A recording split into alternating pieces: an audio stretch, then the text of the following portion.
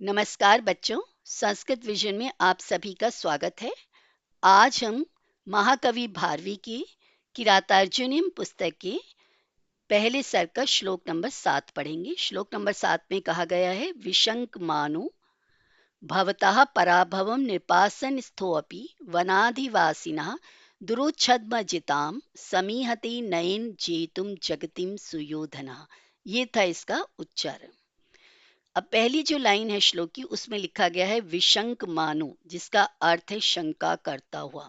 विशंक मानहा शब्द होता है, जैसे बालकाहा बालकऊ बालका है ना, विशंक माना शंका करता हुआ, शानच प्रत्यय लगा हुआ इसमें। भवतः शब्द जो है इसका अर्थ है आपसे। पराभवम शब्द जो अर्थ है वो बनेगा पराजय को। पराजय मतलब हारने को। निर्पासन स्थो अपि, निर्पासन नृप होता राजा, आसन होता है उसका सीट, स्थ मतलब स्थित होते, अपि मतलब भी, राजा की सीट पर बैठा हुआ भी।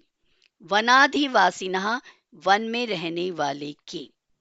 वन में रहने वाले कौन है? युधिष्ठिर। श्लोक की सेकंड लाइन है, दुरोदर छद्म अजिताम समीहति नयन जेतुम जगतिम सुयोधनः। पहला शब्द जो दुर्योधर छद्म अजिता में, इसमें तीन शब्द हैं। एक शब्द है दुरोदर, दूसरा शब्द है छद्म, और तीसरा शब्द है अजितम।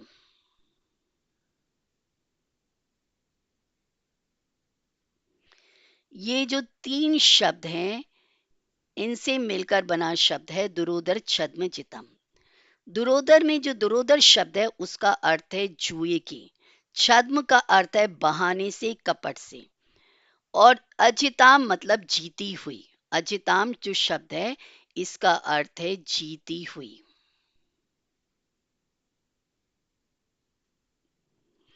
समीहते जो शब्द है इसका अर्थ है चाहता है। नयन का मतलब है नीति द्वारा, अच्छी नीति की द्वारा।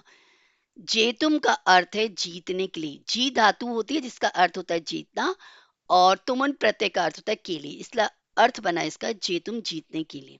जगतीम का अर्थ है राज्य को, यानी कि धरती को।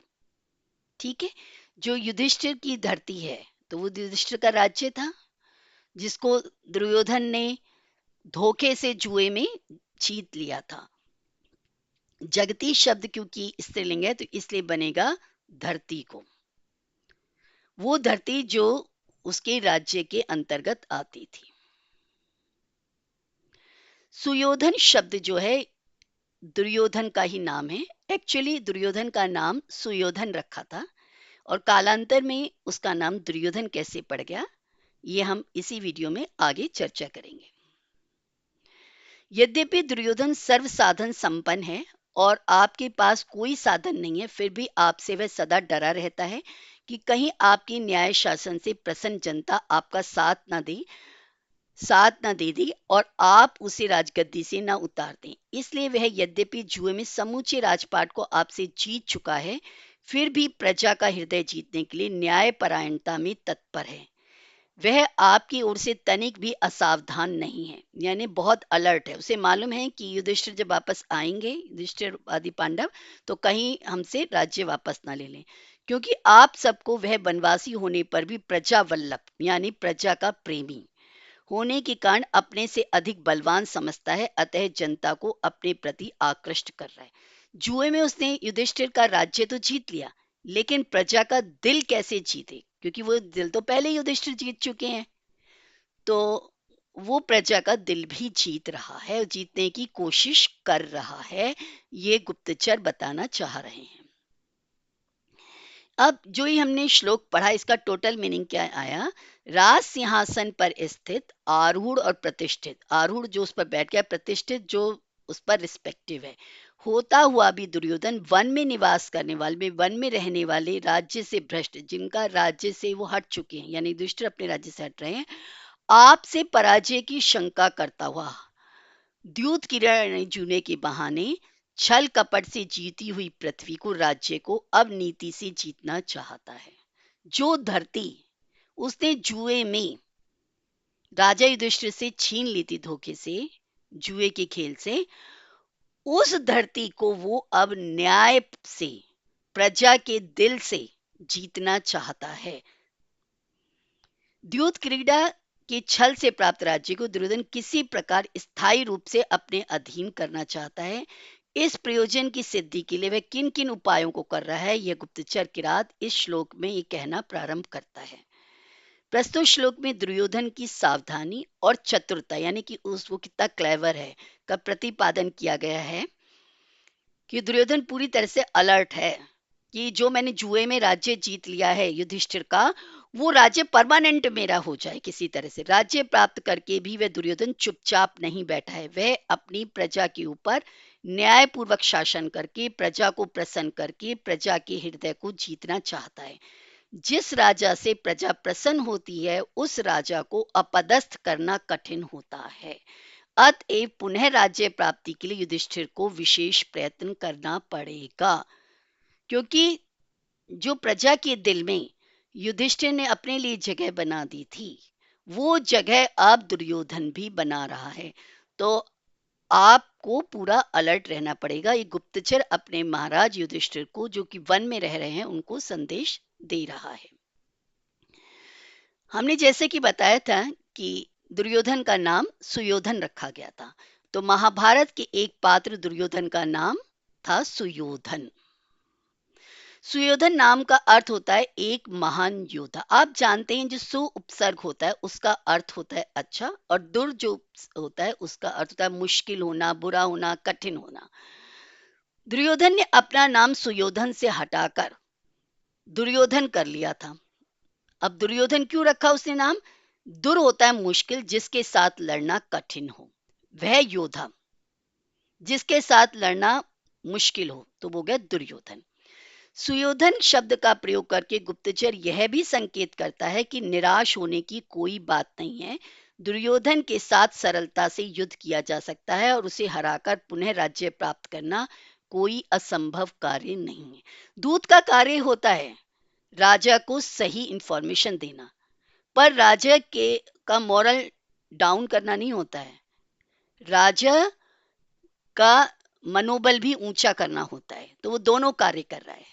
जो गुप्तचर है, बनीचर है, वो राजा युधिष्ठिर को बताना चाह रहे हैं कि दुर्योधन जो है वो अलर्ट है और ऐसे ऐसे कार्य कर रहा है। जो उसने धोखे से आपकी का राज्य जीत लिया था, उस राज्य को परमानेंट बनाने के लिए, अपने अंडर करने के लिए, वो अब न्यायपूर्वक शासन कर रहा है प्रजा के ऊपर, ताकि प्रजा को कोई ऑब्जेक्शन ना हो, और प्रजा के दिल में अपनी जगह बना रहा है। पर साथ में ये भी बता रहे हैं कि महाराज आपको डरने की जरूरत नहीं है, क्योंकि आप एक महान योद्धा हैं, और एक योद्धा को योद्धा से लड़ने में कोई भी कार्य मुश्किल नहीं है। सूक शब्द जो है, ये भारवी की काव्य कला देखो कितनी उत्कृष्ट है, कितनी अच्छी काव्य कला का नमूना है। जो सु शब्द है उसके दो अर्थ हैं यहाँ पर। सु का मतलब होता है महान, और जो दो होता है उसके भी दो अर्थ हैं। एक तो होता है मुश्किल, ठीक है, और एक होता है बुरा। तो जो दुर्योधन ने अपना नाम सुयोधन से बदलकर दुर्योधन इसलिए रखा, इस तरीके से जानकर कि जिससे लड़ना मुश्किल हो जाए। लेकिन वो एक बुरा योद्धा, मतलब छल कपट से जीतने वाला योद्धा बन गया था, तो इसलिए प्रजा के में उसका नाम दुर्योधन नाम से फेमस। और आज भी जनता जनार्दन यही जानती है कि दुर्योधन जो है बुरा योद्धा था। आज हम इतिहास के पन्नों को पलटते हैं तो हम भी उसको दुर्योधन को बुरा योद्धा कहकर करते हैं, जो चालाकी से लड़ता था। लेकिन उसने अपना नाम दुर्योधन क्यों रखा था? कि दुर होता है मुश्किल, तो दुर शब्द के दो अर्थ हैं, एक बुरा और एक मुश्किल। ऐसे सु शब्द के भी दो अर्थ हैं। जो सु एक अव्यय है, उपसर्ग है, उसके दो अर्थ हैं। एक तो होता है अच्छा, महान, और एक होता है जिसको हराना आसान, सुसुगमता से, आसानी से। तो सु के दो अर्थ, जैसे दुर का अर्थ होता है मुश्किल, ऐसे सु का अर्थ होता है संदू, और सु दोनों आपस में एक दूसरे के ऑपोजिट है। जैसे सुगम आसानी से, दुर्गम मुश्किल से। तो सु जहां भी लगता है तो वो पॉजिटिव सेंस में जाता है, दुर जहां भी लगता है वो नेगेटिव सेंस में जाता है। तो यहाँ पर भी सुयोधन का एक्चुअल नाम जो दुर्योधन का सुयोधन ही यूज करा है गुप्तचर ने, और इसके दो अर्थ हैं। सुयोधन है वो दुर्योधन जो है, यानी कि उसको आप आसानी से हरा सकते हो।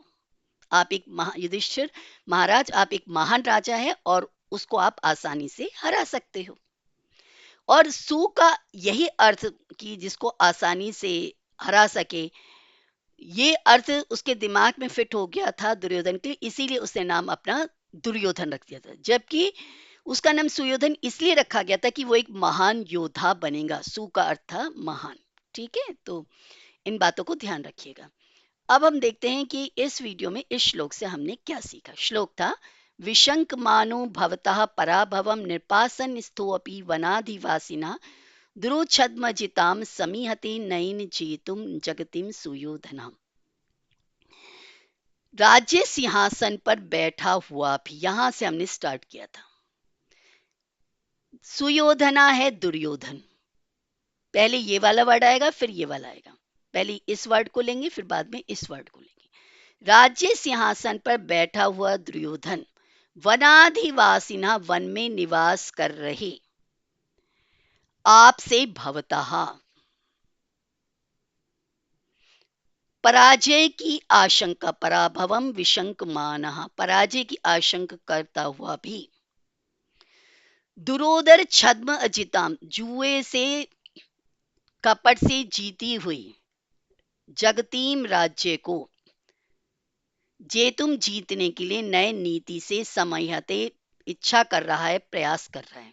तो क्या मीनिंग निकला? राज्य सिंहासन पर बैठा हुआ भी दुर्योधन वन में निवास करने वाले आपसे अपनी पराजय की आशंका रखता है, यानी उसे डाउट रहता है। आशंका मतलब शंका करना, डाउट करना। अतएव जुए द्वारा, कपट से यानी कि धोखे से जीती हुई पृथ्वी को वह न्यायपूर्ण शासन द्वारा अपने वश में करने की इच्छा करता है। तो आई थिंक आपको ये श्लोक क्लियर हो गया होगा। अगर आपको ये मेरा वीडियो अच्छा लगा हो तो इसे प्लीज अधिक से अधिक लाइक, शेयर और सब्सक्राइब कीजिएगा। Thank you.